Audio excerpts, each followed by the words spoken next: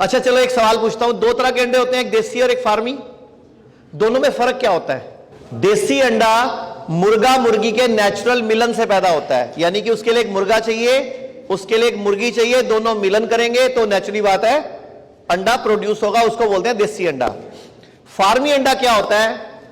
उसको जो देता है या देती है, ना वो मुर्गा होता है ना वो मुर्गी होती है, उसमें दोनों सेक्स होते हैं, वो केमिकल से हार्मोन्स देके उसके एक ही बॉडी के अंदर दोनों ऑर्गन डेवलप किए गए हैं, यानी कि उस मुर्गी ने या उस मुर्गे ने, उसको क्या बोलूं मैं, क्या नाम दूं उसको मैं?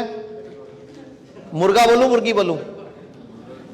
ताली बजा देते समझ जाएंगे। अच्छा, तो मुर्गा मुर्गी जो भी है वो दोनों सेक्स उसके अंदर हैं, तो यानी कि वो हार्मोन डिस्टर्ब प्राणी है। वो कौन है? हार्मोन डिस्टर्ब प्राणी है। उसको इंजेक्शन लगा लगाकर उसकी बॉडी में आर्टिफिशियल पेन्स क्रिएट किए जाते हैं, जिससे कि उसके मेंसेस वाले पेन्स बोलते हैं उसको, तो उसका वो एग वो प्रोड्यूस करती रहती है। उसको antiviral, anti fungal, anti bacterial injection regular लगते हैं ताकि अंडे देती रहे, बीमार ना पड़े। फिर उसको ग्रोथ हार्मोन्स देते हैं, उसको स्टेरॉइड दिए जाते हैं ताकि वो अंडे देती रहे।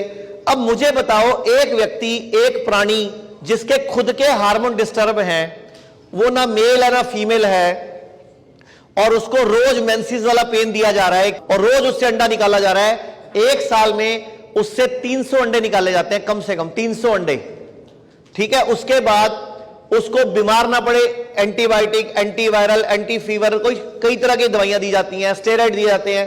आप सोचो वो अंडा हेल्दी कैसे हो सकता है? क्योंकि उसके हार्मोन्स डिस्टर्ब प्राणी से उसको हम ले रहे हैं। तो इसीलिए हम बोलते हैं संडे हो या मंडे कभी ना खाओ अंडे। दूसरी बात, आप लोग में कई लोग नॉनवेज खाते हैं, अब वो मुर्गा खाते हो कि मुर्गी खाते हो? फिर भी होता क्या है वो? हाँ, मुर्गा होता है मुर्गी होती है?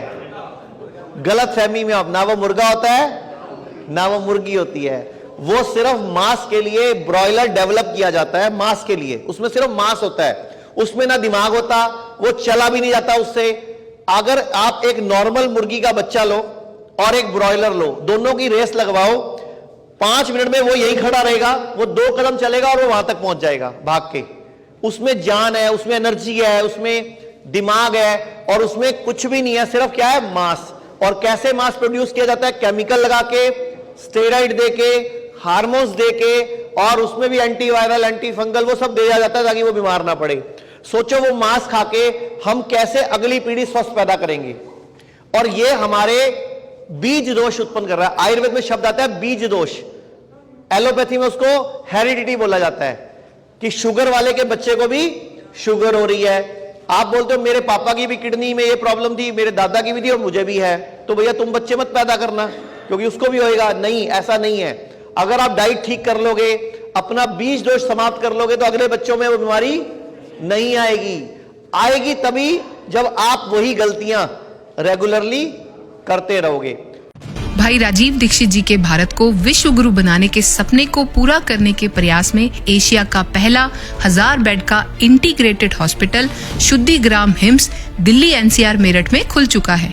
इसके अलावा चंडीगढ़, डेराबस्सी, नवी मुंबई, लखनऊ, गुरुग्राम, अमृतसर, दिल्ली, लुधियाना और देश के अन्य कई स्थानों पर भी हिम्स अपनी सेवाएं दे रहा है। हर kidney fail patient, liver patient और कैंसर के पेशेंट तक ये वीडियो पहुंचाकर आप भी इस मुहिम का हिस्सा बनिए।